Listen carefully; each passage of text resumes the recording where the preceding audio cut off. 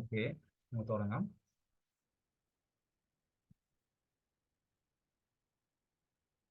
Joint product ആണ് by product. എന്താണ് joint product, എന്താണ് ബൈ പ്രൊഡക്റ്റ് എന്ന് നോക്കാം. ജോയിന്റ് പ്രൊഡക്റ്റ് joint product എന്താ നോക്കാം. When two or more product of equal importance are simultaneously produced from a single or common raw material from a common process, they are called joint product. അതായത് നമ്മൾ joint product എന്നാണ് ഉദ്ദേശിക്കുന്നത് ഒരേ raw material use ചെയ്തുകൊണ്ട് ഒരു simultaneous process, അതായത് ഒരേ പ്രോസസ്സിലൂടെ ഒരുമിച്ചുള്ള പ്രോസസ്സിലൂടെ എന്താണ് ഈക്വൽ ഇമ്പോർട്ടൻസ് ഉള്ള, അതായത് ഏകദേശം ഒരേ വാല്യൂ ഉള്ള, നമുക്ക് ആ പ്രൊഡക്റ്റ് വിറ്റ് കിട്ടുന്ന വാല്യൂ ഏകദേശം എന്താണ് സെയിം വാല്യൂ, അതായത് അതേ റുപ്പീസ് 10 രൂപയുടെ പ്രൊഡക്റ്റ് തന്നെ ആവണം എന്നില്ല, രണ്ടും ഏകദേശം ഒരു ഈക്വൽ വാല്യൂ ഉള്ള ഒരേ ടൈപ്പ് പ്രോഡക്റ്റ്, ഒരേ പ്രോസസ്സിലൂടെ ഉൽപ്പാദിപ്പിക്കപ്പെടുന്ന രണ്ടോ അതിലധികമോ ഉൽപ്പന്നങ്ങളെയാണ് നമ്മൾ എന്ത് വിളിക്കുന്നത്, ജോയിന്റ് പ്രൊഡക്ട്സ് എന്നതുകൊണ്ട് ഉദ്ദേശിക്കുന്നത്. ഓക്കെ, അപ്പോൾ these product are not separately identifiable. നമുക്ക് ഇതിന് വേറെ പ്രത്യേകത വെച്ചിട്ടുണ്ടെങ്കിൽ ഈ ജോയിന്റ് പ്രൊഡക്റ്റ് നമുക്ക് എന്ത് ചെയ്യാറില്ല, ഈ ഫിനിഷിംഗ് ഒരു സ്പ്ലിറ്റ് ഓഫ് പോയിന്റ് ഉണ്ടാവും. അതായത് ജോയിന്റ് പ്രൊഡക്റ്റ് എന്ന ഒരുമിച്ച് ഒരേ റോ മെറ്റീരിയൽ ഉപയോഗിച്ച് ഉൽപ്പാദിപ്പിക്കപ്പെടുന്ന വ്യത്യസ്ത ആയിട്ട് വരുന്ന ഉൽപ്പന്നങ്ങളെ, പ്രോഡക്റ്റുകളെയാണ് എന്ത് വിളിക്കുന്നത്, ജോയിന്റ് പ്രൊഡക്റ്റ് എന്നതുകൊണ്ട് ഉദ്ദേശിക്കുന്നത്. ഓക്കെ, അപ്പം ഒരു പെർട്ടിക്കുലർ പോയിന്റ് വരെ അതിന്റെ പ്രോസസ് ഒക്കെ എന്തായിരിക്കും, സെയിം ആയിരിക്കും. ഒരു പെർട്ടിക്കുലർ പോയിന്റ് വരെ, ആ ഒരു പെർട്ടിക്കുലർ പോയിന്റിനെ വിളിക്കുന്ന പേരാണ് സ്പ്ലിറ്റ് ഓഫ് പോയിന്റ്. അതായത് നിങ്ങൾക്ക് കാണാം, അപ്പോൾ ആ ഒരു പോയിന്റ് വരെ, അതായത് ആ ഒരു പോയിന്റ് വരെ അത് ഏത് പ്രോഡക്റ്റ് ആണ്, പ്രോഡക്റ്റ് എ ആണോ പ്രോഡക്റ്റ് ബി ആണോ എന്ന് നമുക്ക് തിരിച്ചറിയാൻ പറ്റില്ല. അതുവരെ ആ റോ മെറ്റീരിയലിന്റെ പേരിലായിരിക്കും എന്ത് ചെയ്യുക, ആ പ്രോഡക്റ്റ് അറിയപ്പെടുക. അതിനുശേഷം ആ ഒരു പെർട്ടിക്കുലർ പോയിന്റിന് ശേഷമായിരിക്കും പ്രോഡക്റ്റ് എ ആയിട്ടും ബി ആയിട്ടും മാറുക. ഓക്കെ, അപ്പൊ അങ്ങനെ ഒരേ ഈക്വൽ ഇമ്പോർട്ടൻസ് ഉള്ള പ്രൊഡക്റ്റ് എയും ബിയും ആണെങ്കിൽ അതിന് നമുക്ക് എന്ത് വിളിക്കാം, ജോയിന്റ് പ്രൊഡക്റ്റ് എന്ന് പറയാം. ബൈ പ്രൊഡക്റ്റ് എന്താന്നുള്ളത് നമുക്ക് ഇനി അടുത്തൊരു സെക്ഷനിൽ പറയുന്നുണ്ട്. ഇപ്പൊ നമ്മൾ ആദ്യം നോക്കുന്നത് ജോയിന്റ് പ്രൊഡക്റ്റിനെ കുറിച്ചാണ്.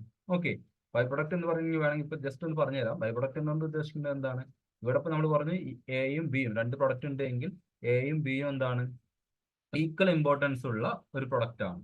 ഓക്കെ, എന്നാൽ ബൈ പ്രൊഡക്റ്റിന്റെ കേസിൽ അതിൽ ഒരു പ്രൊഡക്റ്റ് എന്തായിരിക്കും, മെയിൻ പ്രൊഡക്റ്റ് ആയിരിക്കും, മറ്റൊന്ന് അതായത് മറ്റേത് ആ മെയിൻ പ്രൊഡക്റ്റിന് അത്രയധികം പ്രാധാന്യമില്ലാത്ത, മെയിൻ പ്രൊഡക്റ്റ് ഉത്പാദിപ്പിക്കാൻ വേണ്ടിയിട്ട് നമ്മൾ ചെയ്യുന്ന ഒരു പ്രോസസ് ആയിരിക്കും. അതിൽ നിന്ന് ഉണ്ടാകുന്ന അതിൽ നിന്ന് സബായിട്ട് ഉണ്ടാകുന്ന ഒരു പ്രൊഡക്റ്റ് എന്ന നിലയ്ക്കാണ് ആ സെക്കൻഡ് പ്രൊഡക്റ്റ് വരുന്നത്.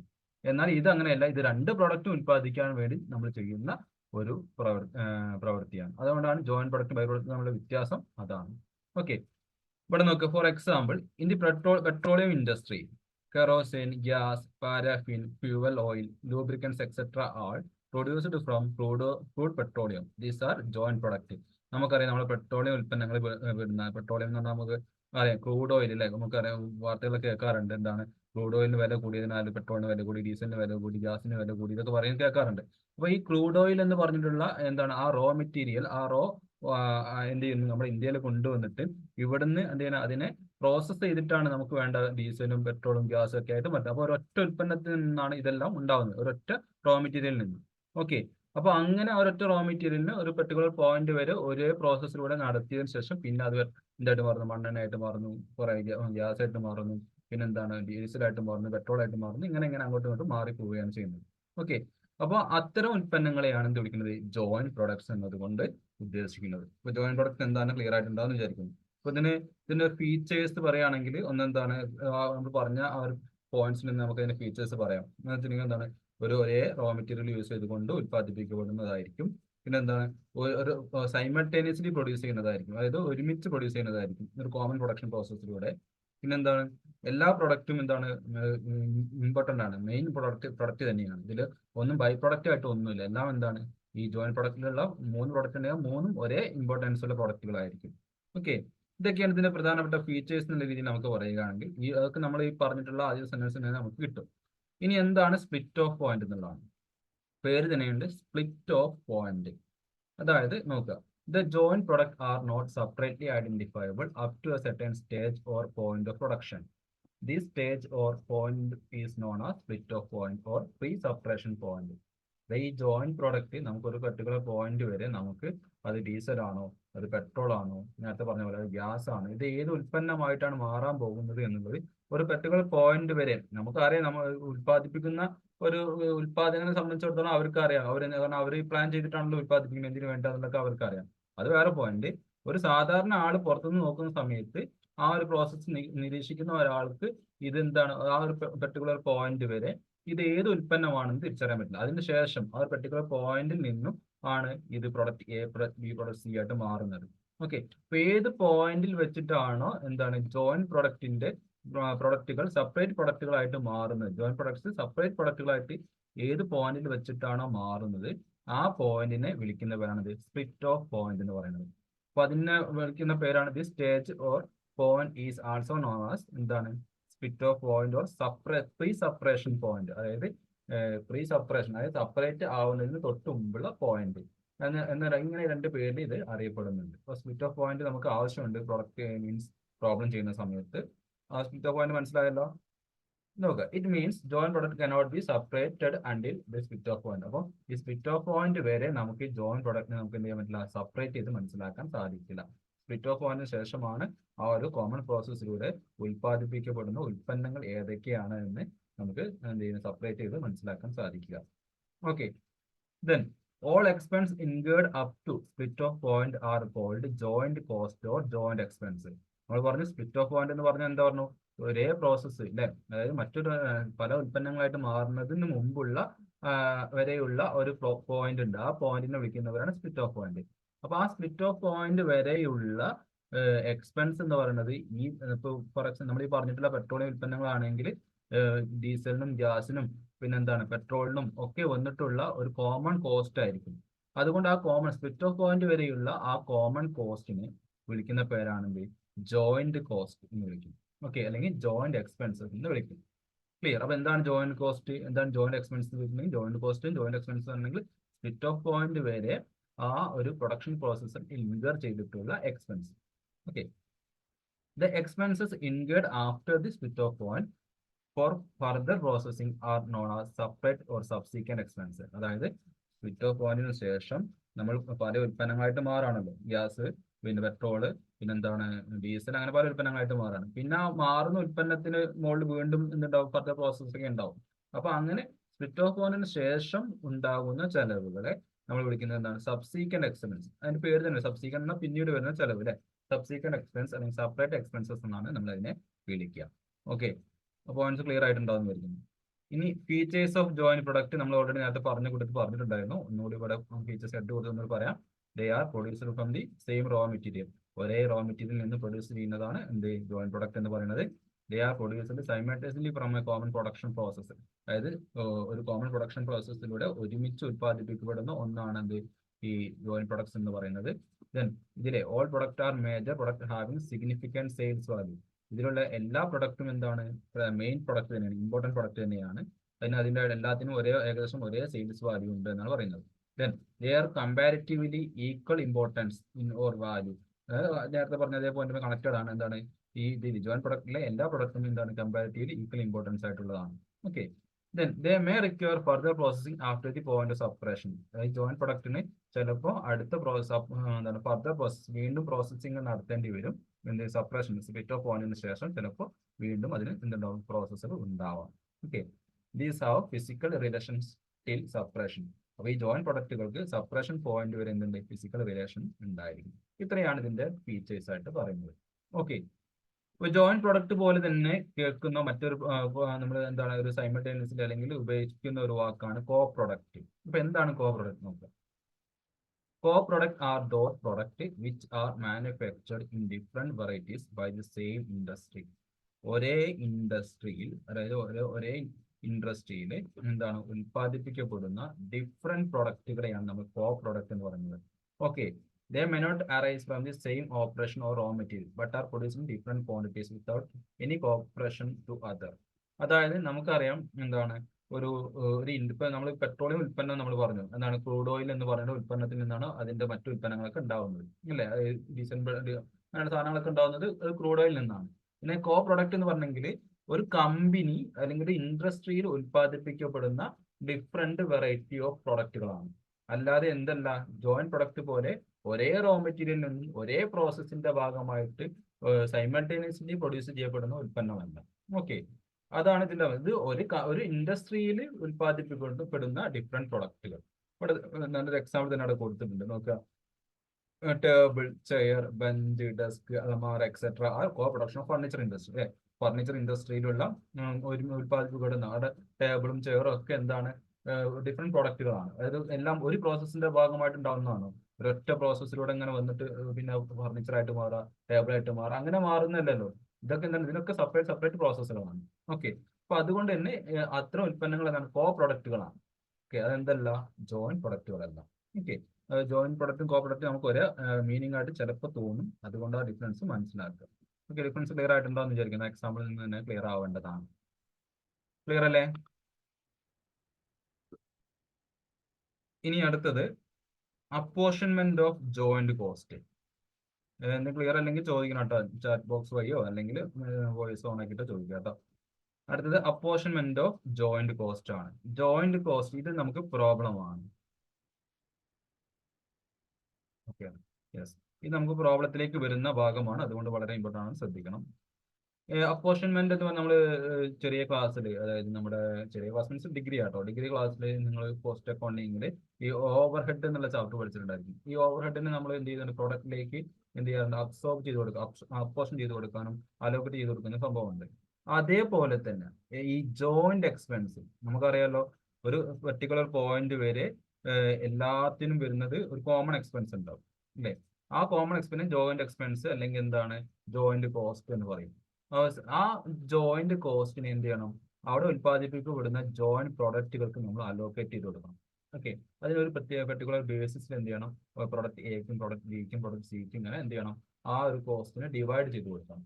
ഓക്കെ, അതിനെയാണ് എന്ത് വിളിക്കുന്നത്, അപ്പോർഷൻമെന്റ് ഓഫ് ജോയിന്റ് കോസ്റ്റ് എന്ന് പറയുന്നത്. നമുക്കറിയണം പ്രൊഡക്റ്റിന്റെ ഓരോ പെർട്ടിക്കുലർ പ്രൊഡക്റ്റിന് എത്ര ചെലവ് വരുന്നു എന്ന് അറിഞ്ഞിട്ട് വേണമല്ലോ അതിന് മുകളിൽ ഒരു പെർട്ടിക്കുലർ പോയിന്റ് പ്രോഫിറ്റ് ആഡ് ചെയ്തിട്ടല്ലേ നമ്മൾ സെല്ലിംഗ് പ്രൈസ് തീരുമാനിക്കുക. അപ്പൊ അങ്ങനെ തീരുമാനിക്കണമെങ്കിൽ ഈ ഡീസൽ എന്ന് പറഞ്ഞ ഉൽപ്പന്നത്തിന് മാത്രം എത്ര കോസ്റ്റ് വന്നു എന്നറിയണം. എന്ത് ചെയ്യണം, ഈ ജോയിന്റ് കോസ്റ്റിൽ അല്ലെങ്കിൽ ജോയിന്റ് കോസ്റ്റ് എക്സ്പെൻസിൽ ഡീസലിന് വന്നിട്ടുള്ള പോർഷൻ ഓഫ് കോസ്റ്റ് എത്രയാണ് നമ്മൾ സെപ്പറേറ്റ് കണ്ടുപിടിക്കണം. പ്ലസ് ഡീസലിന് മാത്രം വന്നിട്ടുള്ള എന്ത് പ്രോസസ്സിംഗ് കോസ്റ്റും കൂടി ആഡ് ചെയ്ത് കഴിഞ്ഞാൽ ഡീസൽ എന്ന ഉൽപ്പന്നത്തിന്റെ കോസ്റ്റ് കിട്ടും. ആ കോസ്റ്റിന് മുകളിലാണ് നമ്മൾ എന്ത് ചെയ്യുക, ഒരു സെർട്ടൻ പെർസെന്റേജ് പ്രോഫിറ്റ് ആഡ് ചെയ്തിട്ട് നമ്മൾ സെല്ലിംഗ് പ്രൈസ് തീരുമാനിക്കുക. ഓക്കെ, അപ്പം അങ്ങനെ ചെയ്യുന്ന, അതായത് ഒരു പെർട്ടിക്കുലർ പോയിന്റ് വരെ കോമൺ ആയിട്ടുണ്ടായിരുന്ന ആ ജോയിന്റ് കോസ്റ്റിനെ ജോയിന്റ് പ്രൊഡക്റ്റുകൾക്ക് അലോക്കേറ്റ് ചെയ്ത് കൊടുക്കുന്നതിനെ വിളിക്കുന്നവരാണ് അപ്പോർഷൻമെന്റ് എന്നതുകൊണ്ട്, അപ്പോർഷൻമെന്റ് ഓഫ് ജോയിന്റ് കോസ്റ്റ് എന്നതുകൊണ്ട് ഉദ്ദേശിക്കുന്നത്. ഓക്കെ, അപ്പം അതിന് നമുക്ക് കുറച്ച് മെത്തേഡ്സ് താഴെ പറയുന്നുണ്ട്. എന്തൊക്കെയാണ് methods of apportionment of joint cost. The most commonly used method of apportionment of joint cost are as follows. ഒന്ന് average unit cost method. Average unit cost method എന്ന മെത്തേഡ് ഉണ്ട്. പിന്നെ വരുന്നത് എന്താണ്, ഫിസിക്കൽ ക്വാണ്ടിറ്റി മെത്തേഡ്, പിന്നെ weighted average method, പിന്നെ എന്താണ് contribution margin method, sales value method, sales price method, net realisable value method എന്ന് പറയും. ഓക്കെ, ഇതില് സർവേ മെത്തേഡ് എന്ന് പറഞ്ഞൊരു മെത്തേഡ് അതിനകത്ത് ഞാൻ ഒരു ഇവിടെ കാണുന്നുണ്ട്. ഇത് വെയ്റ്റഡ് ആവറേജ് മെത്തേഡാണ് കേട്ടോ, അത് ഓവർലാപ്പ് ചെയ്ത് വന്നാണ്, കുഴപ്പമില്ല. സർവേ മെത്തേഡ് എന്ന മെത്തേഡും ഉണ്ട്. ഓക്കെ, അപ്പൊ നമുക്ക് ഇത്രയും മെത്തേഡുകളാണ് ഇതിനകത്ത് വരുന്നത്. നമുക്ക് നോക്കാം ഇവ ഓരോന്നും എന്താന്ന് നോക്കാം. ഓക്കെ, അതിൽ ഒന്നാമത്തത് ആവറേജ് യൂണിറ്റ് കോസ്റ്റ് മെത്തേഡ് എന്ന് പറഞ്ഞാൽ എന്താണ്. ആവറേജ് യൂണിറ്റ് കോസ്റ്റ് മെത്തേഡ് എന്ന് പറഞ്ഞിട്ടുണ്ടെങ്കിൽ ഇവിടെ apportioning joint cost by dividing total cost by total unit producer. അത് സിമ്പിൾ ആയിട്ട് പറയുകയാണെങ്കിൽ അതാണ്. അതായത് നമുക്ക് എന്ത് മൊത്തം ആവറേജ് എന്ന വാക്കിന് അർത്ഥം അറിയില്ല. ആവറേജ് എങ്ങനെ നമ്മൾ കണ്ടുപിടിക്കുക, എന്ത് കണ്ടുപിടിക്കും, എത്രയാണ് ടോട്ടൽ, ടോട്ടൽ എത്രയാണ് ഡിവൈഡ് ബൈ അതിൽ നിന്ന് ഉത്പാദിപ്പിക്കുന്ന ടോട്ടൽ നമ്പർ അല്ലെ, total divide by total number ആണ് ആവറേജ് എന്ന് പറയുന്നത്. അതേപോലെ തന്നെ ഇവിടെ ആവറേജ് യൂണിറ്റ് കോസ്റ്റ് മെത്തേഡ് പ്രകാരം നമ്മൾ എന്ത് ചെയ്യുന്നു, ഒരു യൂണിറ്റിന് വരുന്ന ആവറേജ് കോസ്റ്റ് എത്ര നമ്മൾ കണ്ടെത്തും. ഇങ്ങനെ കണ്ടെത്തുക, ടോട്ടൽ ജോയിന്റ് കോസ്റ്റ് എത്രയാണ് നമ്മൾ അറിയുന്നത്. Apportioning the joint cost by dividing total cost. Total കോസ്റ്റിന് എന്ത് ചെയ്യുന്നു, ഞാൻ പറയുന്നത് ലെക്ചർ നോട്ട് പോലെ എഴുതിക്കോട്ടോ, by dividing total cost by total unit produced. അതായത് ഇപ്പം പെട്രോളും പിന്നെ ഡീസലും പിന്നെ എന്താണ് മണ്ണെണ്ണയും ഇങ്ങനെ കുറെ യൂണിറ്റ് ഉൽപ്പന്നങ്ങളുണ്ടല്ലോ. ഇതിന്റെയൊക്കെ ടോട്ടൽ ക്വാണ്ടിറ്റി കൊണ്ട്, അതിന്റെ എണ്ണം കൊണ്ട്, അതിന് മൊത്തത്തിൽ വന്നിട്ടുള്ള ചെലവിന്, മൊത്തത്തിൽ വന്ന ചെലവിന് അതിന്റെ എണ്ണം കൊണ്ട് എന്ത് ചെയ്യുക, ഡിവൈഡ് ചെയ്യുക, ഹരിക്കുക. അപ്പൊ കിട്ടുന്ന ഒരു വാല്യൂ ഉണ്ടാവുമല്ലോ, ആ വാല്യൂ ആണ് എന്ത് ആവറേജ് യൂണിറ്റ് കോസ്റ്റ് എന്ന് പറയുന്നത്. എന്നിട്ട് എന്ത് ചെയ്യുന്നു, മണ്ണെണ്ണയ്ക്ക് മാത്രം പെർട്ടിക്കുലർ എത്ര വരും, മണ്ണെണ്ണയുടെ ക്വാണ്ടിറ്റി ഇൻറ്റു ആ യൂണിറ്റ് കോസ്റ്റ്. ദെൻ ഡീസലിന്റെ എത്രയാണെന്ന് വെച്ചാൽ ഡീസലിന്റെ ലിറ്ററിലാണല്ലോ പറയാം. അപ്പോൾ ഡീസൽ ഇത്ര ലിറ്റർ ആണെങ്കിൽ ആ ലിറ്റർ ഇൻറ്റു അതിന്റെ unit cost.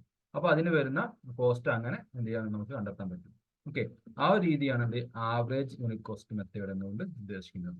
Okay, this method can be used suitably in case of all product are capable of being measured in terms of the same unit. അപ്പോൾ ഈ മെത്തേഡ്, ഈ ആവറേജ് യൂണിറ്റ് കോസ്റ്റ് മെത്തേഡ് നമുക്ക് apply ചെയ്യണമെങ്കിൽ അവിടെ ആ ഒരു joint പ്രൊഡക്റ്റുകളെല്ലാം ഒരേ unit കൊണ്ട് മെഷർ ചെയ്യാൻ പറ്റണം. നമ്മൾ ഈ പെട്രോളിയം ഉൽപ്പന്നം പറഞ്ഞ സമയത്ത് നമുക്ക് ഡീസൽ ആയാലും എന്താണ് മണ്ണെണ്ണ ആയാലും പിന്നെന്താ പെട്രോൾ ആയാലും ഇവ മൂന്നിനെയും നമുക്ക് ലിറ്റർ വെച്ചിട്ട് എന്ത് ചെയ്യാം, ലിറ്റർ എന്നുള്ള യൂണിറ്റ് വെച്ച് നമുക്ക് മെഷർ ചെയ്യാം. അപ്പോൾ ഒരേ യൂണിറ്റ് കൊണ്ട് മെഷർ ചെയ്യാൻ പറ്റണം, അങ്ങനെ ഒരേ സെയിം യൂണിറ്റ് കൊണ്ട് മെഷർ ചെയ്യാൻ പറ്റുന്ന ജോയിന്റ് പ്രൊഡക്റ്റുകളുടെ കേസിലാണ് നമുക്ക് ഈ ഒരു ആവറേജ് യൂണിറ്റ് കോസ്റ്റ് മെത്തേഡ് എന്ന മെത്തേഡ് യൂസ് ചെയ്യാൻ പറ്റുക. ഓക്കെ, അപ്പോൾ ഇത് നമുക്ക് ജസ്റ്റ് തിയറി മാത്രമേ ഉള്ളൂ. ആ തിയറി പഠിച്ചാൽ മനസ്സിലാക്കിയാൽ മതി എന്താണ് ആവറേജ് യൂണിറ്റ് കോസ്റ്റ് മെത്തേഡ് എന്നുള്ളത്. ക്ലിയർ ആയിട്ടുണ്ടാവുമെന്ന് വിചാരിക്കുന്നു. അടുത്തതാണ് ഫിസിക്കൽ ക്വാണ്ടിറ്റി മെത്തേഡ്. ഫിസിക്കൽ അതെന്താണ്, നമുക്ക് ഫിസിക്കലി അതിന്റെ എണ്ണം ക്വാണ്ടിറ്റി നമുക്ക് നോക്കാം. In this method, joint costs are apportioned on the basis of physical unit or base factor. Physical volume of raw material found in joint product like weight, volume or quantity etc. 10 pound, kilogram, gallon, liter, meter. അപ്പോൾ ഇവിടെ എന്താ ചെയ്യുന്നത് വെച്ചിട്ടുണ്ടെങ്കിൽ allocating joint cost based on physical unit or base factor like weight, volume, quantity of material, joint product. അത് നമ്മൾ ഇവിടെ ചെയ്യുന്നത്, ഈ മെത്തേഡിൽ ചെയ്യുന്നത് വെച്ചിട്ടുണ്ടെങ്കിൽ നമുക്ക് എന്താണ് ഒരു കോമൺ മെഷറിംഗ് മെത്തേഡ് യൂസ് ചെയ്തുകൊണ്ട്, ഇപ്പോൾ നേരത്തെ നമ്മൾ പറഞ്ഞു ആവറേജ് യൂണിറ്റ് കോസ്റ്റ് മെത്തേഡിൽ എല്ലാ ഐറ്റത്തിനെയും നമ്മൾ കോമൺ മെഷർ യൂണിറ്റ് ഉപയോഗിച്ചുകൊണ്ട് മെഷർ ചെയ്യാൻ പറ്റുകയാണെങ്കിൽ നമുക്ക് അവിടെ average unit cost method use ചെയ്താൽ മതി. ഇവിടെ ഈ ഒരു മെത്തേഡിൽ നമുക്ക് അത് സാധ്യമല്ല. ഓക്കെ, ഇവിടെ നമുക്ക് സാധ്യം വെച്ചാൽ എന്താണ് വെച്ചാൽ കുറച്ച് ഐറ്റംസ് ലിറ്ററിൽ അളക്കാൻ പറ്റുള്ളൂ. ഇപ്പോൾ ഫോർ എക്സാമ്പിൾ നേരത്തെ പറഞ്ഞതിൽ തന്നെ നമുക്ക് ഗ്യാസ് എന്ന് പറഞ്ഞ ഉണ്ട്. ഗ്യാസ് എന്ന് പറഞ്ഞത് നമുക്ക് ഗ്യാസ് കിലോഗ്രാം നമ്മൾ അറിയാം.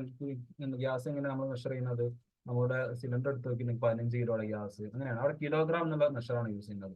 ഓക്കെ, അപ്പം ഒരു അവിടെ ഉത്പാദിപ്പിക്കപ്പെടുന്ന ഉൽപ്പന്നമാണ് ഇത് പെട്രോളിയം എന്നുള്ള ആ ഒരു ഉത്പാദിപ്പിക്കപ്പെടുന്ന ഉൽപ്പന്നം തന്നെയാണ് ഗ്യാസ്. അപ്പം ഇവിടെ നമുക്ക് ആ ഒരു നേരത്തെ പറഞ്ഞ 3 ഉൽപ്പന്നം മാത്രമാണെങ്കിൽ നമുക്ക് ലിറ്റർ എന്നുള്ള ടേം യൂസ് ചെയ്തുകൊണ്ട് നമുക്ക് ആവറേജ് കോസ്റ്റ് മെത്തേഡ് യൂസ് ചെയ്താൽ മതിയായിരുന്നു. പക്ഷേ ഇവിടെ ഇത് സാധ്യമല്ല. കാരണം എന്താണ്, പെട്രോളും ഡീസലും പിന്നെ അതുപോലെ എന്താണ് മണ്ണെണ്ണയും നമുക്ക് ഒരേ ടേമിൽ ലിറ്റർ എന്നുള്ള ടേമിൽ നമുക്ക് മെഷർ ചെയ്യാൻ പറ്റുമെങ്കിലും എന്താണ് ഗ്യാസ് നമുക്ക് മെഷർ ചെയ്യാൻ ലിറ്റർ എന്നുള്ള ടേം യൂസ് ചെയ്യാൻ പറ്റും, അവിടെ കിലോഗ്രാം എന്നുള്ളതാണ് യൂസ് ചെയ്യാറുള്ളത്. അപ്പോൾ അങ്ങനെ ഒരു കേസ് വരുമ്പോൾ നമ്മൾ യൂസ് ചെയ്യുന്ന ഒരു മെത്തേഡാണ് physical quantity method. Okay, clear. ഇനി അടുത്തതാണ് weighted average or survey method. എന്താണ് വെയ്റ്റഡ് ആവറേജ് അല്ലെങ്കിൽ സർവേ മെത്തേഡ്? ഈ മെത്തേഡ് പ്രകാരം in this method weight factor are assigned to individual product on the basis of the size of the unit, time taken to produce, difficulty in production, volume, selling price, etc. Joint product are multiplied by their assigned weight factor to individual joint product. അതായത് നമുക്ക് weightage calculation നിങ്ങൾക്ക് അറിയല്ലോ, നമ്മൾ കുറെ ഭാഗത്ത് പഠിച്ചിട്ടുണ്ട് wait എങ്ങനെ assign ചെയ്യാന്നുള്ളത്. അപ്പം ഈ ഓരോരോ പ്രൊഡക്റ്റിന് എന്ത് ചെയ്യും, വെയിറ്റേജ് കൊടുക്കും. കാരണം വെച്ചാൽ അങ്ങനെ വെയിറ്റേജ് കൊടുക്കുന്ന എന്തിന്റെ അടിസ്ഥാനത്തിലാണ്, ചില പ്രൊഡക്റ്റുകൾക്ക് എന്താണ് കൂടുതൽ സമയം ഉത്പാദന സമയം വേണ്ടി വരും, അല്ലെങ്കിൽ എന്താണ് പ്രൊഡക്ഷൻ ഡിഫിക്കൽട്ടി കൂടുതലായിട്ടുള്ള ഇതുണ്ടായിരിക്കും, അല്ലെങ്കിൽ എന്താണ് ആ കൂട്ടത്തിൽ ഉത്പാദിപ്പിക്കുന്ന കൂടുതൽ വോളിയം ഉള്ളതുണ്ടായിരിക്കും, കൂടുതൽ സെല്ലിംഗ് പ്രൈസ് ഉള്ളതുണ്ടായിരിക്കും. അപ്പൊ അങ്ങനെയുള്ള കേസിന്റെ അടിസ്ഥാനത്തിൽ ഏതെങ്കിലും ഒരു കേസിന്റെ അടിസ്ഥാനത്തിൽ നമ്മൾ എന്ത് ചെയ്യുന്നു, ആ ജോയിന്റ് പ്രൊഡക്റ്റുകൾക്ക് വെയിറ്റേജ് നൽകുന്നു. വെയിറ്റേജ്, ആ വെയിറ്റേജ് ഇൻറ്റു അവരുടെ എന്താണ് വോളിയം ചെയ്യുന്നു. എന്നിട്ട് നേരത്തെ ചെയ്ത പോലെ തന്നെ നമ്മൾ എന്ത് ചെയ്യുന്നു, ടോട്ടൽ കോസ്റ്റ് ഡിവൈഡ് ബൈ, എല്ലാം ചെയ്യുന്നത് നമ്മൾ ടോട്ടൽ കോസ്റ്റ് ഡിവൈഡ് ബൈ എന്നുള്ളതാണ്. ഈ താഴെ വരുന്ന ഇതുണ്ടാവുമല്ലോ, ടോട്ടൽ കോസ്റ്റ് ഡിവൈഡ് ബൈ താഴെ എഴുതേണ്ട കാര്യങ്ങൾ, അതാണ് നമ്മളിവിടെ കണ്ടുപിടിക്കുന്നത്. ആ താഴെ എഴുതേണ്ട എങ്ങനെയാണ്, ഇവിടെ വെയിറ്റഡ് ആവറേജ് മെത്തേഡ് അനുസരിച്ചിട്ട് വെയിറ്റ് അസൈൻ ചെയ്തിട്ട് കിട്ടുന്ന പ്രോഡക്റ്റ് കൊണ്ടാണ് നമ്മൾ എന്ത് ചെയ്യുന്നത്, ഡിവിഷൻ ചെയ്യുന്നത്. ഓക്കെ, എന്നിട്ട് നമ്മൾ എന്ത് ചെയ്യുന്നു, ഓരോരോ ഇതിന് അസൈൻ ചെയ്ത് കൊടുക്കുന്നു. അപ്പോൾ വെയിറ്റേജ് വെച്ചിട്ടുള്ള പ്രോബ്ലംസ് ഒക്കെ നമ്മൾ നേരത്തെ പഠിച്ചിട്ടുണ്ട്. അപ്പം ചെറിയ ക്ലാസ്സുകളിൽ ആ രീതിയിൽ വെയിറ്റേജ് അസൈൻ ചെയ്യുക. വെയിറ്റേജ് അസൈൻ ചെയ്യുന്നത് എങ്ങനെയാണെന്ന് മനസ്സിലാക്കുക. ഇങ്ങനെയാണ് സെല്ലിംഗ് പ്രൈസിന്റെയോ വോളിയത്തിന്റെയോ പ്രൊഡക്ഷൻ ഡിഫിക്കൽട്ടിയുടെയോ ഒക്കെ അടിസ്ഥാനം, അല്ലെങ്കിൽ പ്രൊഡക്ഷൻ എടുക്കുന്ന സമയത്തിന്റെ ഒക്കെ അടിസ്ഥാനത്തിൽ ഓരോന്നും ഓരോ രീതിയായിരിക്കും. അപ്പോൾ ഓരോന്നിനും അതിനനുസരിച്ചുള്ള വെയിറ്റേജ് നൽകുക. അടുത്താണ് കോൺട്രിബ്യൂഷൻ മാർജിൻ മെത്തേഡ്. കോൺട്രിബ്യൂഷൻ എന്ന് പറഞ്ഞാൽ എന്താ അറിയാലോ, കോൺട്രിബ്യൂഷൻ മാർജിൻ മെത്തേഡ്. നിങ്ങൾ മാർജിനൽ കോസ്റ്റിംഗ് നമ്മുടെ ഡിഗ്രി സെമസ്റ്ററുകളിൽ പഠിച്ചിട്ടുണ്ടാകും. മാർജിനൽ കോസ്റ്റിംഗ് സംഭവം, അതായത് sales minus variable cost is equal to contribution അല്ലേ. അതുപോലെ എന്താണ് ഫിക്സ്ഡ് കോസ്റ്റ് പ്ലസ് എന്താണ് കോൺട്രിബ്യൂഷൻ ഈസ് ഈക്വൽ ടു എന്താണ് fixed cost plus contribution is equal to variable cost. ആ രീതിയിൽ നമ്മൾ കുറെ ഇക്വേഷൻസ് ഉണ്ട്. Then sales plus variable cost sales minus variable cost is contribution, then contribution plus profit, fixed cost plus profit is equal to contribution. ആ രീതിയിൽ നമ്മൾ പഠിച്ചിട്ടുണ്ട്. അതായത് ഇതെല്ലാം നമുക്ക് വരുന്നത് എവിടെയാണ്? മാർജിനൽ കോസ്റ്റിംഗ് എന്ന് പറഞ്ഞുള്ള ഒരു ചാപ്റ്ററിലാണ്. ഇവിടെ നമ്മൾ എന്ത് ചെയ്യാണ്? അപ്പോർഷൻ ചെയ്യുവാൻ നമ്മൾ ബേസ് ആയിട്ട് എടുക്കുന്നത് എന്താണ്? ഈ നമ്മുടെ പ്രൊഡക്റ്റിന്റെ വരുന്ന കോൺട്രിബ്യൂഷൻ ആണ്. ഓരോ പ്രൊഡക്റ്റ് ഉൽപ്പാദിപ്പിക്കുന്ന വരുന്ന കോൺട്രിബ്യൂഷന്റെ അടിസ്ഥാനത്തിൽ എന്ത് ചെയ്യുന്നു? നമ്മൾ ഇവിടെ അപ്പോർഷൻമെന്റ് ചെയ്യുന്നു. നോക്കുക, apportioning variable joint cost based on product quantity and fixed cost based on marginal contribution using marginal costing principle. അതായത് നമ്മൾ ജോയിന്റ് പ്രൊഡക്റ്റ് ക്വാണ്ടിറ്റിയെ ഫിക്സ്ഡ് കോസ്റ്റിന്റെ ബേസിലാണ് നമ്മൾ ചെയ്യുന്നത് അപ്പോർഷൻ ചെയ്ത് കൊടുക്കുന്നത്. ഏതിന്റെ പ്രിൻസിപ്പിൾ അനുസരിച്ചിട്ട്? മാർജിനൽ കോസ്റ്റിംഗ് പ്രിൻസിപ്പിൾ അനുസരിച്ചിട്ട്. ഇവിടെ നമ്മൾ കോൺട്രിബ്യൂഷൻ എങ്ങനെ കാണാൻ അതിനകത്ത് പറയുന്നുണ്ട്. എങ്ങനെയാണ്? Contribution margin is equal to selling price minus variable cost. നമുക്ക് ഓരോ പ്രൊഡക്റ്റിന്റെയും കോൺട്രിബ്യൂഷൻ മാർജിൻ നമ്മൾ കണ്ടെത്തും. നേരത്തെ പറഞ്ഞതുപോലെ ഡീസലിന്റെ കോൺട്രിബ്യൂഷൻ മാർജിൻ എങ്ങനെ കിട്ടും? എങ്ങനെ കിട്ടുക? ഡീസലിന്റെ സെയിൽസ് വാല്യൂയിൽ നിന്നും അതിന്റെ വാരിയബിൾ കോസ്റ്റ് മൈനസ് ചെയ്യുക. അപ്പോൾ ഡീസലിന്റെ കോൺട്രിബ്യൂഷൻ മാർജിൻ കിട്ടും. അങ്ങനെ ഓരോ ഉൽപ്പന്നത്തിന്റെയും കോൺട്രിബ്യൂഷൻ മാർജിൻ കണ്ടെത്തിയിട്ട് അതിന്റെ ബേസിൽ ജോയിന്റ് കോസ്റ്റിനെ നമ്മൾ അപ്പോർഷൻ ചെയ്ത് കൊടുക്കുന്നതിന് വിളിക്കുന്നവരാണ് കോൺട്രിബ്യൂഷൻ മാർജിൻ മെത്തേഡ് എന്ന് പറയുന്നത്. അപ്പൊ ഇത് അതിന്റെ പേര് തന്നെയുണ്ട് ഈ മെത്തേഡ് എന്താന്നുള്ളത്. ഓക്കെ, ഇതൊക്കെ നമുക്ക് തിയറിയേ ഉള്ളൂ, നമുക്ക് പ്രോബ്ലം ആയിട്ട് അതൊന്നും ചെയ്യാനില്ല. ഓക്കെ, ഇനി അഞ്ചാമത്തത് സെയിൽസ് വാല്യൂ മെത്തേഡ്. എന്താണ് സെയിൽസ് വാല്യൂ മെത്തേഡ്? ഈ സെയിൽസ് വാല്യൂ മെത്തേഡ് നോക്കുക. In this method joint cost will be apportioned in the ratio of sales value of each product. Sales value is obtained by multiplying unit with selling price per unit. Sales value method എന്നതുകൊണ്ട് ഉദ്ദേശിക്കുന്നത് ഈ മെത്തേഡിൽ നമ്മൾ joint കോസ്റ്റിന് എന്ത് ചെയ്യുന്നു? Sales വാല്യൂവിന്റെ അടിസ്ഥാനത്തിൽ proportion ചെയ്ത് കൊടുക്കുക. ഓക്കെ, സെയിൽസ് വാല്യൂ എന്ന് പറയുന്നത് ഇവിടെ എന്താണ്? നമുക്കറിയാം സെയിൽസ് വാല്യൂ എന്ന് പറഞ്ഞാൽ ഇപ്പോൾ 100 ഉൽപ്പന്നം ഉണ്ടെന്ന് വിചാരിക്കുക. ഒരു ഉൽപ്പന്നത്തിന്റെ വില 10 രൂപയാണെങ്കിൽ 100 × 10 ആണെന്ത്? അതിന്റെ സെയിൽസ് വാല്യൂ. സെയിൽസ് വാല്യൂ എന്ന് വിളിച്ചപ്പോൾ ടോട്ടൽ വാല്യൂ ആണ്. അപ്പോൾ ടോട്ടൽ സെയിൽസ് വാല്യൂ കൊണ്ട് ബേസിൽ നമ്മൾ ജോയിന്റ് കോസ്റ്റിനെ എന്ത് ചെയ്യുന്നു? അപ്പോർഷൻ ചെയ്ത് കൊടുക്കുന്നതിനെ വിളിക്കുന്ന പേരാണ് സെയിൽസ് വാല്യൂ മെത്തേഡ് എന്ന് പറയുന്നത്. ഓക്കെ, ഇനി വേറൊരു മെത്തേഡ് ഉണ്ട്, തൊട്ടടുത്ത് തന്നെ കാണാം, ചെറിയ സെയിൽസ് പ്രൈസ് മെത്തേഡ്. ഈ സെയിൽസ് വാല്യൂ മെത്തേഡും സെയിൽസ് പ്രൈസ് മെത്തേഡും രണ്ടും നമുക്ക് ഏകദേശം ഒരേ മീനിങ്ങിൽ തോന്നും. പക്ഷേ സെയിൽസ് വാല്യൂ മെത്തേഡ് എന്ന് പറയുന്നത് എന്താണ്? നമുക്ക് useful when product have different selling price and varying quantities sold. അതായത് നമ്മൾ സെയിൽസ് വാല്യൂ മെത്തേഡ് എന്ന് പറയുമ്പോൾ നമ്മുടെ അവിടെയുള്ള ജോയിന്റ് പ്രൊഡക്റ്റുകൾക്കെല്ലാം ഡിഫറെന്റ് എന്താണ് സെയിൽസ് സെല്ലിംഗ് പ്രൈസ് ആയിരിക്കും. അതുപോലെ ഡിഫറെന്റ് ക്വാണ്ടിറ്റിയിലായിരിക്കും എന്ത് ചെയ്യുന്നത്? അവ വിൽക്കുന്നത്. അപ്പൊ അങ്ങനെയുള്ള ഒരു കേസിലായിരിക്കും നമുക്ക് സെയിൽസ് വാല്യൂ മെത്തേഡ് എന്ന് പറഞ്ഞ മെത്തേഡ് യൂസ്ഫുൾ ആവാം.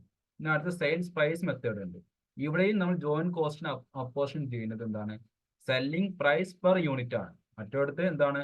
സെല്ലിംഗ് പ്രൈസിന്റെയും into unit, selling price into unit ചെയ്ത് കിട്ടുന്ന ടോട്ടൽ സെയിൽസ് വാല്യൂ ഉപയോഗിച്ചിട്ടാണ് എന്ത് ചെയ്യുന്നത്? ജോയിന്റ് കോസ്റ്റിനെ അപ്പോർഷൻ ചെയ്യുന്നത്. എവിടെയാ? സെയിൽസ് വാല്യൂ മെത്തേഡിൽ. സെയിൽസ് പ്രൈസ് മെത്തേഡിൽ ടോട്ടൽ സെയിൽസ് വാല്യൂ അല്ല, എന്താണ്? സെല്ലിംഗ് പ്രൈസ് പെർ യൂണിറ്റ് ആണ് എന്തിനോട് യൂസ് ചെയ്യുന്നത്? ജോയിന്റ് കോസ്റ്റിനെ അപ്പോർഷൻ ചെയ്യാൻ വേണ്ടി യൂസ് ചെയ്യുന്നത്. അപ്പൊ ഇത് തമ്മിലുള്ള വ്യത്യാസം അതാണ്. ഒന്നില് പെർ യൂണിറ്റ് ആണ് യൂസ് ചെയ്യുന്നത് സെല്ലിംഗ് പ്രൈസ്, മറ്റൊരു സെല്ലിംഗ് പ്രൈസ് ടോട്ടൽ ആണ്, അല്ലെങ്കിൽ ടോട്ടൽ സെയിൽസ് വാല്യൂ ആണ് യൂസ് ചെയ്യുന്നത്. ആ വ്യത്യാസം നിങ്ങൾ മനസ്സിലാക്കണം. ഓക്കെ, എഴുതുന്ന സമയത്ത് ആ വ്യത്യാസം സ്പെസിഫൈ ചെയ്യണം. ഒന്ന് പെർ യൂണിറ്റ് ആണ്, ഒന്ന് ടോട്ടൽ വാല്യൂ ആണ്. നിങ്ങൾ സ്പെസിഫൈ ചെയ്തിട്ട് തന്നെ അത് എഴുതണം. ഓക്കെ, നിങ്ങൾക്ക് തിയറി ചോദിക്കാൻ സാധ്യതയുള്ള ഒരു പാർട്ടാണ് ഇത് കേട്ടോ. ഈ ജോയിന്റ് പ്രൊഡക്റ്റിന്റെ അല്ലെങ്കിൽ എന്താണ് ജോയിന്റ് പ്രൊഡക്റ്റിന്റെ അപ്പോർഷൻമെന്റ് മെത്തേഡുകൾ ഏതൊക്കെയാണെന്നുള്ളത്. ഒരു 7 മെത്തേഡ് ഉണ്ട്. അപ്പോൾ ക്ലിയർ ആയിട്ടുണ്ടാകുന്ന വിചാരിക്കുന്നത് തമ്മിലുള്ള വ്യത്യാസം. ഇനി 7th മെത്തേഡാണ് നെറ്റ് റിയലൈസബിൾ വാല്യൂ മെത്തേഡ്. ഈ മെത്തേഡിലാണ് നമുക്ക് പ്രോബ്ലം ചെയ്യാനുള്ളത്. അപ്പോൾ ഈ മെത്തേഡ് എന്താണെന്ന് നോക്കാം. This is the most widely used method of apportioning joint cost. This method is also known as reverse cost method. അപ്പോൾ ഈ നെറ്റ് റിയലൈസബിൾ വാല്യൂ മെത്തേഡ് എന്ന് പറഞ്ഞെങ്കിൽ എന്താണ്? നമ്മൾ ഏറ്റവും കോമൺ ആയിട്ട് ഉപയോഗിക്കുന്ന ഒരു മെത്തേഡാണ് പറഞ്ഞു. ഇതെന്താണ്? റിവേഴ്സ് കോസ്റ്റ് മെത്തേഡ് എന്ന് ഇതിനറിയപ്പെടുന്നു. അപ്പോൾ എന്താ റിവേഴ്സ് കോസ്റ്റ് മെത്തേഡ് എന്ന് ഉദ്ദേശിക്കുന്നത്? നമ്മൾ സാധാരണ ഈ മുകളിൽ പറഞ്ഞിട്ടുള്ള എല്ലാ മെത്തേഡ് അനുസരിച്ചിട്ട് നമ്മൾ ഒരു പ്രൊഡക്റ്റിന്റെ കോസ്റ്റ് കണ്ടുപിടിക്കുന്നത് എങ്ങനെയാണ്? ആ പ്രൊഡക്റ്റിന്റെ എന്താണ് ജോയിന്റ് കോസ്റ്റ് ആദ്യം കണ്ടെത്തി അതിനെ ഓരോ പ്രൊഡക്റ്റിലേക്ക് എത്ര വരുന്നു, എ എന്ന പ്രൊഡക്റ്റിലേക്ക് എത്ര ജോയിന്റ് കോസ്റ്റിന്റെ ഭാഗത്ത് നിന്ന് എത്ര വരുന്നു, ബി എന്ന പ്രൊഡക്റ്റിലേക്ക് എത്ര വരുന്നു, സി എന്ന പ്രൊഡക്റ്റിലേക്ക് എത്ര വരുന്നു എന്ന് കണ്ടെത്തിയിട്ട് അത് രണ്ടും കൂടി ജോയിൻ കോസ്റ്റും അതിനുശേഷമുള്ള സബ്സിക്വന്റ് കോസ്റ്റും രണ്ടും കൂടി ആഡ് ചെയ്തിട്ടാണ് ഉൽപ്പന്നത്തിന്റെ ടോട്ടൽ കോസ്റ്റ് കണ്ടുപിടിക്കുന്നത്. ഇത് നേരെ തിരിച്ചിട്ടുണ്ടെങ്കിൽ ആദ്യം മൊത്തം എന്ത് ചെയ്യുന്നു, നമുക്ക് സെയിൽസ് വാല്യൂ മൊത്തം ഉൽപ്പന്നത്തിന്റെ വാല്യൂ കിട്ടുന്നു. എന്നിട്ട് അതിൽ നിന്ന് നമ്മൾ സെപ്പറേറ്റ് ചെയ്തെടുക്കുകയാണ് എന്ത് ഈ ജോയിൻ കോസ്റ്റ്. ഇവിടുത്തെ ഈ ഫോർമാറ്റ് കണ്ടാൽ നിങ്ങൾക്ക് മനസ്സിലാവും. ഇതിപ്പോ ഈ നെറ്റ് റിയലൈസബിൾ വാല്യൂ മെത്തഡ് അനുസരിച്ച് നമ്മൾ പ്രോബ്ലം ചെയ്യേണ്ട ഒരു ഫോർമാറ്റ് ആണ്. ഇവിടെ നോക്കിയാൽ നിങ്ങൾക്ക് മനസ്സിലാവും. നമ്മൾ ആ ജോയിൻ കോസ്റ്റിലേക്ക് എത്തുന്നത് എങ്ങനെയാണെന്നുള്ളത്. ഇതാണ് ജോയിൻ കോസ്റ്റ്. ഇതിലേക്ക് എത്തുന്നത് എങ്ങനെയാണ് നോക്കി. എങ്ങനെയാണ് സെയിൽസിൽ നിന്നും, അതായത് പ്രൊഡക്റ്റ് എയുടെ സെയിൽസ്, പ്രൊഡക്റ്റ് ബിയുടെ സെയിൽസ്, പ്രൊഡക്റ്റ് സിയുടെ സെയിൽസ്, നമുക്ക് മറ്റും ഈ മുകളിൽ പറഞ്ഞിട്ടുള്ള ഈ 6 മെത്തേഡ് അനുസരിച്ചിട്ടും ഈ സെയിൽസ് വാല്യൂ കിട്ടണമെങ്കിൽ എന്ത് ചെയ്യണം, ആദ്യം ജോയിൻ കോസ്റ്റ് കിട്ടണം. എന്നിട്ട് അത് പ്ലസ് ഇത് ഇങ്ങനെ ഇതിന് ശേഷം ഇവിടെ താഴെ കാണുന്ന ഇത്രയും ഐറ്റംസ് എന്ത് ചെയ്യും, റൗണ്ട് ചെയ്തിട്ടുള്ള ഇത്രയും ഐറ്റംസ് ആഡ് ചെയ്താലേ നമുക്ക് എന്ത് കിട്ടുള്ളൂ, ഈ മുകളിൽ പറയുന്ന സെയിൽസ് കിട്ടുള്ളായിരുന്നു. നേരത്തെ പറഞ്ഞിട്ടുള്ള 6 മെത്തേഡ്. ഓക്കെ, ഈ ഒരു method net realisable value method ഇത് നേരെ തിരിച്ചാണ്, റിവേഴ്സ് ആണ്. റിവേഴ്സ് എന്ന് പറഞ്ഞിട്ടുണ്ടെങ്കിൽ ഇതൊക്കെ ആഡ് ചെയ്യല്ല, ഇതിന് പകരം എന്താണ്, സെയിൽസിൽ നിന്നും ഈ പറഞ്ഞിട്ടുള്ള ഐറ്റംസ് ഒക്കെ എന്ത് ചെയ്യുന്നു, ഒഴിവാക്കുക, മൈനസ് ചെയ്ത് കളയാം. അപ്പൊ മൈനസ് ചെയ്ത് കളഞ്ഞാൽ നമുക്ക് എന്ത് കിട്ടും, ഏറ്റവും അവസാനം ഒരു കോസ്റ്റ് കിട്ടും. ആ കോസ്റ്റ് ആയിരിക്കും ഇവിടെ ജോയിന്റ് കോസ്റ്റ് എന്ന് പറയുന്നത്. ഓക്കെ, അപ്പൊ ഈ രീതിയിൽ നമ്മൾ എന്ത് ചെയ്യുന്നു, ഒരു ജോയിന്റ് കോസ്റ്റ് സ്റ്റേറ്റ്മെന്റ് നമ്മൾ പ്രിപ്പയർ ചെയ്ത് നമ്മൾ നെറ്റ് റിയലൈസബിൾ വാല്യൂ മെത്തേഡ് അനുസരിച്ച് നമ്മൾ എന്ത് കണ്ടുപിടിക്കും, ജോയിന്റ് കോസ്റ്റ്, ഓരോ ഉൽപ്പന്നത്തിന് വരുന്ന ജോയിന്റ് കോസ്റ്റ് എത്രയാണ്, പ്രൊഡക്റ്റ് എക്ക് എത്ര വരും, പ്രൊഡക്റ്റ് ബിക്ക് എത്ര വരും, പ്രൊഡക്റ്റ് സിക്ക് എത്ര വരും എന്നുള്ളത് നമ്മൾ ഈ ഒരു ഫോർമാറ്റ് അനുസരിച്ച് നമ്മൾ ചെയ്ത് കണ്ടുപിടിക്കും. അപ്പൊ അതുകൊണ്ട് തന്നെ ഇപ്പൊ പറഞ്ഞിട്ടുള്ള തിയറീസിൽ 6 പോയിന്റ്സും നമുക്ക് ജസ്റ്റ് എന്താണ് തിയറി മാത്രം മനസ്സിലാക്കിയാൽ മതി. എന്നാൽ ഇത് നമുക്ക് മേ ബി ഒരു പാർട്ട് ബി ക്വസ്റ്റ്യൻ, എന്താ പറയുക, സെക്കൻഡ് സെഷനിലെ പാരഗ്രാഫ് ടൈപ്പുള്ള ഭാഗത്ത് പ്രോബ്ലം ആയിട്ട് ചോദിച്ചുകൂടായികയില്ല. ഓക്കെ, അപ്പൊ അതുകൊണ്ട് കാരണം ഈ പ്രോസസ് കോസ്റ്റിംഗിൽ ചോദിക്കാൻ സാധ്യതയുള്ള 2 മെയിൻ ഏരിയ എന്ന് പറഞ്ഞത്, ഒന്ന് നമ്മുടെ സാധാരണ പ്രോസസ് അക്കൗണ്ടിലെ മെയിൻ ആയിട്ട് വരുന്ന എന്താണ് ഈ 3 അബ്നോർമൽ ഗെയിനും അബ്നോർമൽ ലോസും നോർമൽ ലോസ് ഒക്കെ വരുന്ന പ്രോബ്ലംസും, അല്ലെങ്കിൽ ഈക്വലന്റ് പ്രൊഡക്ഷന്റെ കാൽക്കുലേഷൻ കൊണ്ടുവരുന്ന പ്രോബ്ലംസ് ആയിരിക്കും. പിന്നെ സാധ്യതയുള്ളത് ഈ ഒരു ഏരിയ ആണ്. അപ്പം ഈ ഒരു ഫോർമാറ്റ് ഇപ്പോൾ ഞാൻ ഹൈലൈറ്റ് ചെയ്തിട്ടുള്ള ഈ ഒരു ഫോർമാറ്റ് നിങ്ങൾ നിർബന്ധമായിട്ടും പഠിക്കണം. ഓക്കെ, അപ്പോൾ ഈ ഒരു സെയിൽസിന്റെ സ്റ്റേറ്റ്മെന്റും പിന്നെ ഇത് പിന്നെ നിങ്ങൾക്ക് പ്രൊഡക്റ്റ് അക്കൗണ്ട് എന്ന് പറയുന്നത് സാധാരണ നമ്മൾ എപ്പോഴും ചെയ്യുന്ന പോലെ തന്നെ എന്താണ്, ഡെബിറ്റ് സൈഡിലുള്ള എല്ലാ ഇൻപുട്ടുകളും ക്രെഡിറ്റ് സൈഡിലെല്ലാം ഔട്ട്പുട്ട് എന്നുള്ള രീതിയിൽ തന്നെയാണ് ഇവിടെ വരിക. അത് പിന്നെ ഇവിടെ നമ്മൾ പ്രോസസ് അക്കൗണ്ടിൽ ഒരു എന്തുണ്ടായിരുന്നു, ഒരു യൂണിറ്റ് കോൾ എന്ന് പറഞ്ഞൊരു കോൾ ഉണ്ടായിരുന്നു. ആ ഒരു കോൾ ഇവിടെ വരുന്നില്ല എന്ന് മാത്രം, സാധാരണ അക്കൗണ്ട് തന്നെ. ഓക്കെ, അപ്പൊ ഈ രൂപത്തിലുള്ള ഒരു പ്രോസസ് അക്കൗണ്ടും അല്ലെങ്കിൽ പ്രൊഡക്റ്റ് അക്കൗണ്ടും നമ്മൾ പഠിച്ചു വെക്കുക. Okay, clear. അപ്പൊ ഇത്രയാണ് ഇതിന്റെ തിയറി ഭാഗത്ത് നിന്നും പറയാനുള്ളത്. ഈ തിയറി ഭാഗത്തിൽ എന്തെങ്കിലും ഡൗട്ട് ഉണ്ടെങ്കിൽ ഒന്ന് ചോദിക്കുക, എന്നിട്ട് ഞാൻ അടുത്ത ക്വസ്റ്റ്യന്റെ ഭാഗം ഞാൻ ഡിസ്കസ് ചെയ്യാം.